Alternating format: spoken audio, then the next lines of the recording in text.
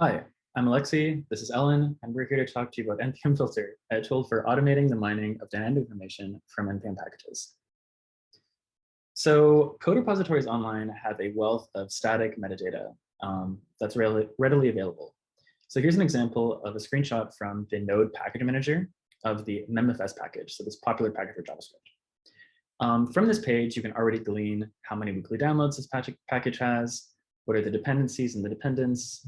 There's a link to the code repository here hosted on GitHub that has forks, stars, who uses this package, who are the contributors, plenty of interesting information to make a cool corpus analysis. But what if you wanted more than this static information? What if you wanted to know dynamic properties of this code? For example, does it build? What are the dependencies of the dependencies? So the transitive dependencies, and how many tests are there? And do they pass? Do they fail? And so on.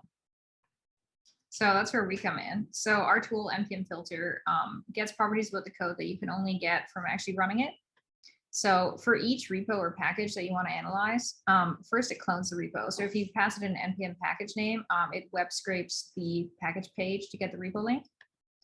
Then it installs the dependencies, finds and runs any build commands, and then finds and runs any test commands. And because you probably don't want to be running random JavaScript code on your own machine, we provide a Docker sandbox environment so that you don't have to worry about what the code is actually doing. The output is presented as a recap of each stage of npm-filter, and it's reported into a JSON output file. So that tells you what commands were run, any errors that were found, the number of tests, how many pass fail, etc. So as an example of what this output file could look like, here is the full output from running npm-filter on memfs, the package we presented at the beginning. So we'll highlight some specific interesting things. So you'll see the build phase of npm-filter found a single build command, just called build.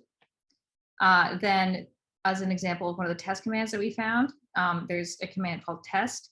So that runs the Jest testing infrastructure. It has 265 passing tests and no failing tests. And it does not time out with our default timeout. So speaking of defaults, npm-filter, of course, has default configurations, but you can change that with your own config file. You can specify commands to ignore. You can attach CodeQL static analysis scripts if you want, or other scripts to run over the source code of the repository. You can specify timeout for stages of npm-filter and so on. So as an example, here's a config file that says, okay, now we're tracking the dependencies, we're tracking the dev dependencies, and we're running a couple custom scripts over the code. So beyond allowing for like dynamic information-based corpus analyses, npm-filter is also really useful to conduct tool evaluations for JavaScript tools.